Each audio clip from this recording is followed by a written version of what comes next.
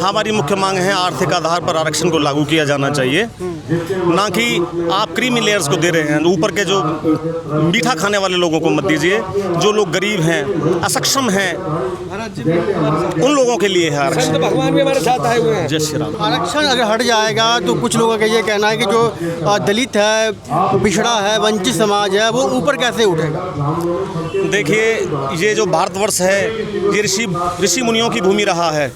यहाँ कभी किसी को जिसने जन्म लिया है वो भूखा उठता जरूर है, लेकिन सोता भूखा नहीं है। ऐसा हिंदुस्तान के ग्रंथ भी कहते हैं, हमने भी देखा है। ऐसा कोई दिन नहीं जब हमने खाना ना खाया हो।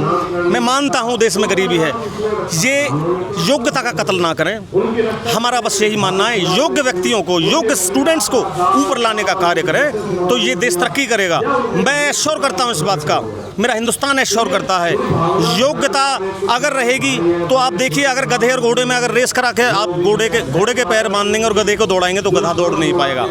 मैं किसी पर ये तंज नहीं कसना चाहता हूँ। मैं कहना चाहता हूँ कि छत्तीस बरादरी के अंदर इतनी योग्यताएं हैं, गरीब घरों में दबी हुई है, वो अपना कार्य ही नहीं कर पाते, वो संविधान को नहीं पढ़ पाते हैं, वो शिक्षा को नहीं समझ पाते हैं, वो इवन ये भी नहीं समझ पाते हैं कि आज शादी के बाद हमारा होने वाला क्या है। तो ऐसी बहुत सारे चैलेंजेस हैं, ऐसी शिक्षाएं हैं जो उनको मिलती नहीं है। किसके अभाव में? सिर्फ शिक्षा के अभाव में। दलित समाज के जो नेता हैं वो ये भी कहते हैं कि EWS के माध्यम से जो स्वर्ण श्रेणी के लोग हैं या फिर छात्र हैं उनको भी मिल रहा है आरक्षण। देखिए, इकोनॉमिक वीकर सेक्शन की अगर बात की जाए तो ठीक है, बहुत अच्छी पहल की है बीजेपी गवर्नमेंट ने। मैं इस बात का विरोध नहीं करता, हम साथ हैं।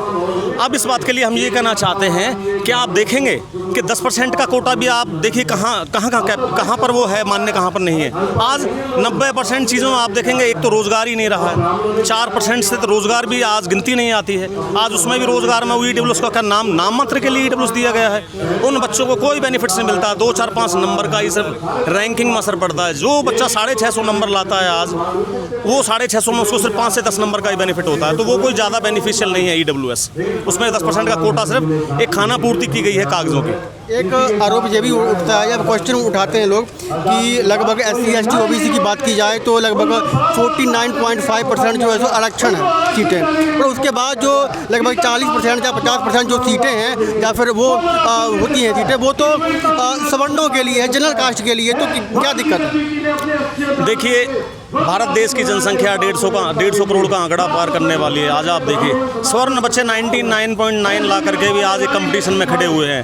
आज उनको दिन भर ये सोचना पड़ता है, महीनों पहले तैयारियां करनी पड़ती है, और उसके बाद उस कंपटीशन से उनको निकाला नहीं जाता, बल्कि उनको उसी दलदल में फंसाया जाता है। हम उस दलदल से बाहर निकालने का हम कार्य करेंगे।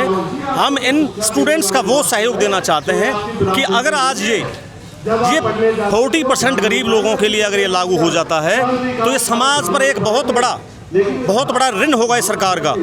और इसके लिए आज तो हम जंतर मंत्र से आज हम बोल रहे हैं। मैं चाहता हूं कि ये जम्मू कश्मीर से लेकर के कन्याकुमारी तक ये आवाज़ उठनी चाहिए। लोग सुनेंगे, उठेंगे, भागेंगे और बोलेंगे कि आरक्षण सिर्फ शिक्षा के आधार पे ही नहीं, रोजगार के आधार पे सभी के निर्धारण होना चाहिए। सिर्फ आरक्षण शिक्षा को ही लेकर के नहीं है, रोजगार में भी है। आप देखिए, फीस के अंदर देखिए, आज स्वर्ण को मरना पड़ रहा है, लाखों रुपए की फीस है। अगर आप उसको गवर्नमेंट भी, अगर बच्चे का गवर्नमेंट सिलेक्शन नहीं होता है, गवर्नमेंट सीट पे उसको कोटा नहीं मिलता है, तो आज वो प्राइवेट स्टडी कितनी महंगी है। ठीक है, चंद्रशेखर आज़ाद जो हैं कि प्राइवेट सेक्टर में भी अब आरक्षण की मांग की उन्होंने, क्या इसमें क्या कहना है? देखिए, प्राइवेट सेक्टर किसी के बाप की बपोती नहीं है। आप कुछ भी बोलोगे कुछ भी मिल जाएगा। मैं सीधी बात करना चाहता हूँ। प्राइवेट सेक्टर एक योग्य लोगों के लिए बनाया गया है। आप वहाँ कंपटीशन में आइए। जिन लोगों को जॉब नहीं है वो जानते हैं कि यहाँ एक क्राइटेरिया सेट किया हुआ है। हर जगह क्राइटेरिया सेट है, प्राइवेट जॉब्स का, आप गवर्नमेंट जॉब का, आपको उस क्राइटेरिया से गुजरना पड़ता है। लेकिन उसमें आरक्षण एक दाग है, उस आरक्षण को हटाया जाना चाहिए जो सिर्फ गरीब बच्चों के लिए है, जो गरीबों के लिए, जरूरतमंद के लिए है। आप उस बात को उठाना चाहिए, ना कि जो सक्षम है आज उसको भी फिर कोटा दे दो। आप 40% के बच्चे को अगर 99% की कैपेबिलिटी के बच्चे से आप कंपटीशन करा के आप उसकी 99% वाले की आज टांग बांध देंगे तो इस देश का आप देखिए क्या इंफ्रास्ट्रक्चर है, क्या बिगड़ने को तैयार है। पूरे देश की राजनीति में उभार है। कुछ नेता हैं या कुछ लोग भी हैं वो ये कह रहे हैं कि अगर आपको आरक्षण को हटाना है, समाप्त करना है, तो पहले जाति को समाप्त कीजिए। जाति बहुत सुंदर बात है। हम जाति व्यवस्था के बिल्कुल हम विरोध में हैं। हम ये नहीं कहते, जाति एक डीएनए है लेकिन आदमी की पहचान है, इस बात को मानना पड़ेगा। जिसने ब्राह्मण के घर में जन्म लिया वो ब्राह्मण है, जिसने जाट के घर में लिया वो जाट है, जिसने ठाकुरों के घर में लिया वो सूरवीर ठाकुर है, जिसने वैश्य के घर में लिया वो एक बिजनेसमैन का बच्चा है, वो वैश्य है, वो देश की इकोनॉमी चलाते हैं। आप देखेंगे गुर्जर समाज है, योगदान है। ये 36 बिरादरियां ऐसे नहीं बनी है, कर्मों के आधार पर बांटी गई। फिर हमारे समाज की राजनीति ने ही इस जातिवाद को घोर दंड तरीके से इसको पहुंचाया, लोगों के दिमाग में कीड़ा भर दिया। लोग आज भी आप समाज में देखेंगे 36 बिरादरी साथ ही बैठती है। बचपन में जो बच्चे हम पढ़ते थे हमें आज भी याद है, हमारे साथ में वहीं पर दलित थे, वहीं पे स्वर्ण थे, वहीं पे ब्राह्मण भी थे, वहाँ पे सभी थे, सभी लोग वहाँ पे बैठते थे। हमें यही नहीं पता था होता जाति क्या है। लेकिन ये जैसे ही +2 करने के बाद में कॉलेज में जब नामांकन होता है, प्रवेश होता है, तो आप देखेंगे स्टूडेंट लेवल की राजनीति शुरू हो जाती है। फिर आप देखेंगे हर 5 साल में एक इलेक्शन आ रहा है, वो आदमी को यही तो बता रहा है कि तुम कौन हो। ये इलेक्शन, ये दौर, ये राजनीतिक पार्टियां यही तो हमें बता रहे हैं, यही तो हमें बांट रही हैं। अंग्रेजों ने का एक ही रूल था, डिवाइड एंड रूल, वही काम ये कर रही है। जाति समाप्त करने का जो रास्ता क्या है? क्योंकि हम आम देखते हैं कि जो छोटी जातियां हैं अपने भी जो सब कास्ट है उसमें भी भेदभाव करती हैं, शादियां नहीं करती हैं आपस में, तो इसको कैसे देखते? ये मानसिकता है जी, आप इसको देखेंगे मानसिकता का दौर है। जैसी विक्षिप्त मानसिकता होगी आदमी अपने बारे में भी नीच सोचने लगेगा।